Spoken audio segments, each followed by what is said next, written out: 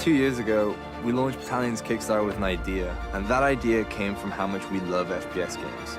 But they've lost something. That magic blend of simplicity and skillful play that made the down-the-barrel experience so awesome to play. And I feel like that's what we spent the last 2 years handcrafting into Battalion.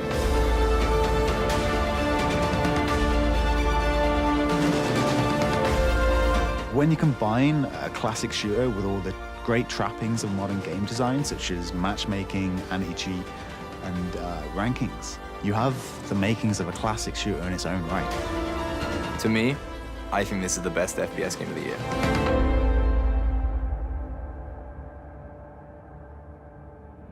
Everything we did and all that we sacrificed has got us to this point right now, where we could finally make the FPS game that we always wanted to make.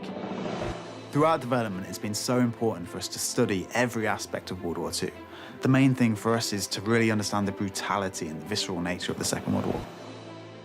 Combining the beautiful backdrop of World War II France in Unreal Engine with classic shooters that we grew up playing as kids, I think it's a winning combination. We're here to immerse ourselves in the area where the collision of these massive war machines took place.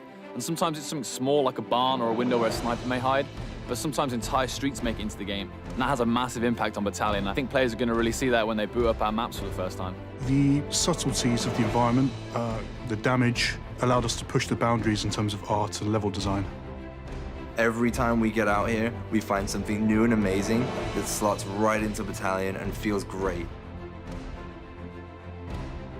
It's not about reinventing the wheel, it's about going back to what was great about games and has been lost. There's that element of nostalgia when you pick up Battalion 1944 where you go, yeah, this is like playing COD 2, this is like playing COD 4. You're getting like an adrenaline-fueled, satisfying gameplay experience.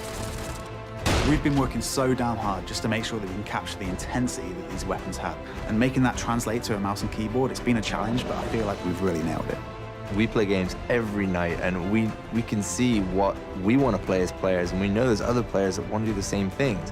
And that's just a classic shooter with casual and competitive modes for like $14. We're just listening to what FPS fans want to play.